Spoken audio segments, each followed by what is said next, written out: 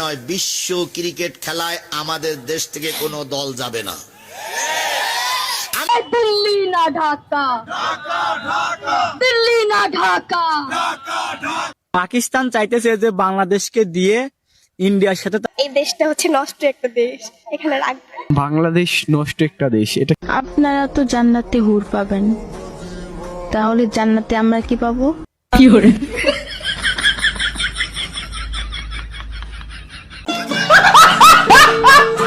যাদের লুঙ্গিতে কালি, যারা ভারতকে দেয় দিনরাত গালি, চলুন আজকের এই ভিডিওতে তাদের পেছনেই বাজাই একটু জোরে জোরে তালি।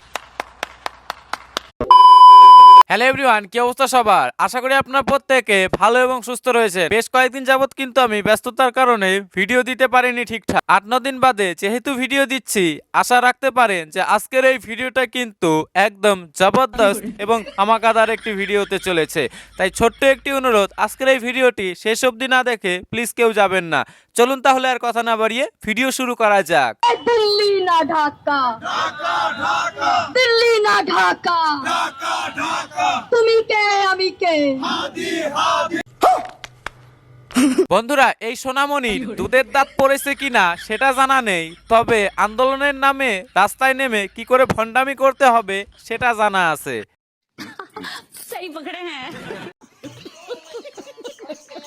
থেকে মোস্তাফিজ বাংলাদেশের লোক বাদ দেওয়া হোক।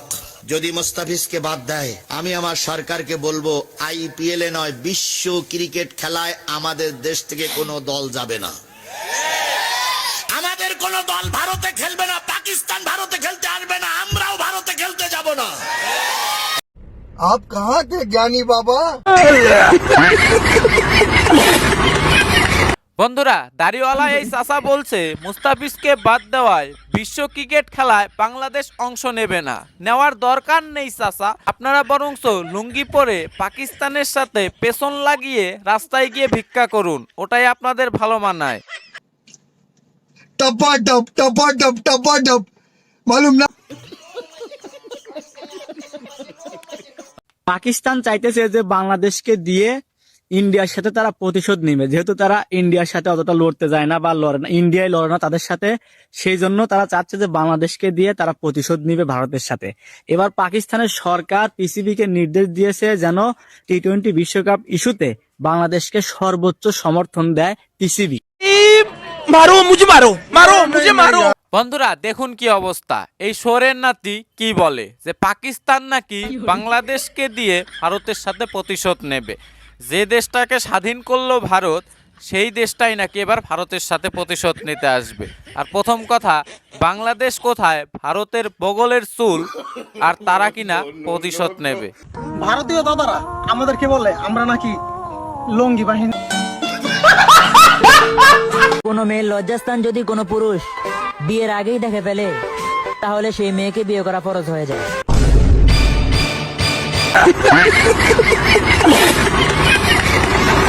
বন্ধুরা, হুজুরের এই বার্তা আর মেসেজ শোনার পর বাংলাদেশি লুঙ্গি পরা পটাশিয়ামদের অবস্থা টাইট হয়ে যাওয়ার মতো। দেখলাম এক ভদ্রলোক হুজুর বলতেছে গান মানুষকে ধর্ষণ করতে উদ্বুদ্ধ করে, তাই গানকে নিষিদ্ধ করা হোক। তাহলে মাদ্রাসাগুলোতে যে বলৎকার করা হয়, তখন কি হুজুররা গান শুনে বলৎকার করে? মাদ্রাসা কি গান শোনার জায়গা, না অন্য কিছু শুনে?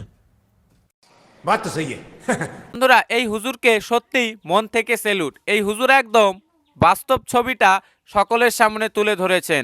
গান শোনা হারাম, কিন্তু মাদ্রাসায় যখন পড়াশোনার নাম করে অশ্লীল কাজবাজ চলে, সেইটাকে আপনি কি বলবেন? टपाटप टपाटप टपाटप मालूम ना। আপনারা তো জান্নাতে হুর পাবেন, তাহলে জান্নাতে আমরা কি পাবো? কি আর পাইবা? বান্দর টান্দর হয়তো পাইবা। কি কপাল, আপনারা দুনিয়াতেও হুর, জান্নাতেও হুর, আর আমরা দুনিয়াতেও বান্দর, জান্নাতেও বান্দর।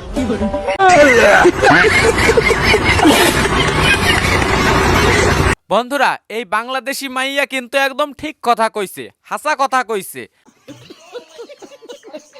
মানে এমন একটা বিশেষ ধর্ম যেখানে পুরুষদের জন্য 72টা হুরের ব্যবস্থা রয়েছে, অথচ নারীদের জন্য কি রয়েছে সেটা তো আজও ইতিহাস। बंद करो हाथ जोड़ के मैं मोदी साहब से गुजारिश करता हूँ। লেখাপড়া শেষ করে আমি আমেরিকা চলে যাব, ইউরোপ কান্ট্রিতে। বাবা মার স্বপ্ন বাইরের দেশে পাঠিয়ে দেবে, কারণ এই দেশটা নষ্ট একটা দেশ, এখানে রাখবে। বাংলাদেশ নষ্ট একটা দেশ, এটা কেন মনে হয়? কারণ 2025 সালটা নষ্ট একটা জেনারেশন। এখানে সত্যিকারের ভালোবাসা পাওয়া যায় না। তারপর প্রকৃতি মানুষের মানে কি বলবো, বিশ্বাস নাই এখানে। আমার আম্মু ছোট থেকে ইচ্ছে করছে পরীক্ষার পর ভালো একটা রেজাল্ট নিয়ে আমেরিকা চলে যাবে। আমাদের সাথে মাত্র 5 মিনিট যুদ্ধ করার মতো ক্যাপাসিটি আপনাদের নয়। হ্যাঁ, এটা গ্যাসের ওষুধ খান। শুনতে পাচ্ছেন, বিশেষ করে লুঙ্গি বাহিনী এবং পটাশিয়ামেরা বাংলাদেশ নষ্ট একটা দেশ। এটা কারা বলছে? আমি বলছি না, বাংলাদেশে থাকা স্থানীয় মুসলিম শিক্ষিত মানুষজনেরা বলছে। তারা দেশটাকে আর ভালোবাসছে না, তারা ভরসা করছে অন্য কোনো দেশের ওপর। অন্য কোনো দেশে গিয়ে তারা সেটেল হতে চাইছে, তারা আর নিজের দেশকে নিজের বলতে পারছে না। ভাবুন কেমন একটা দুর্দিন অপেক্ষা করছে বাংলাদেশের জন্য। আমরা বাংলাদেশি। রাম মন্দির ভেঙে বাবরি মসজিদ বানাবো, না পারি ওটাকে লেট্রিন বানিয়ে পেশাব পায়খানা করবো। পুরো পৃথিবীর মোল্লারা এক জায়গায় হলেও রাম মন্দিরে একটা ইটও খুলতে পারবি না।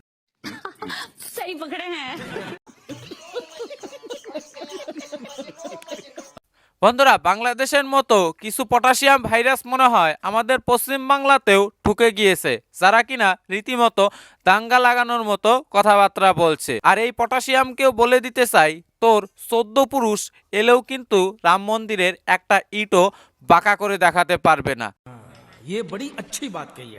পাকিস্তান বাংলাদেশের প্লেয়ারদের ভালোবাসা থাকবে এরকম চিরকাল। দেখেন পাকিস্তানি ক্রিকেটার এবং বাংলাদেশি ক্রিকেটার কিভাবে মজা করতেছে পুরস্কার নেওয়ার সময়।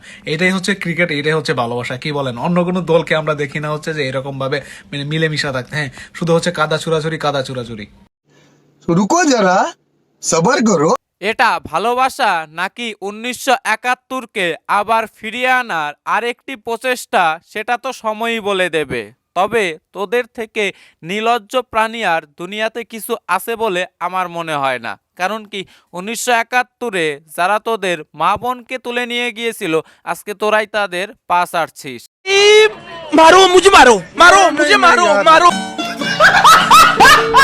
তো যাই হোক বন্ধুরা, আজকের এই ভিডিওটা এখানেই শেষ করছি এবং আজকের এই পুরো ভিডিওটি সম্পর্কে আপনাদের নিজস্ব কি মতামত তা অবশ্যই কমেন্ট করে জানাতে ভুলবেন না।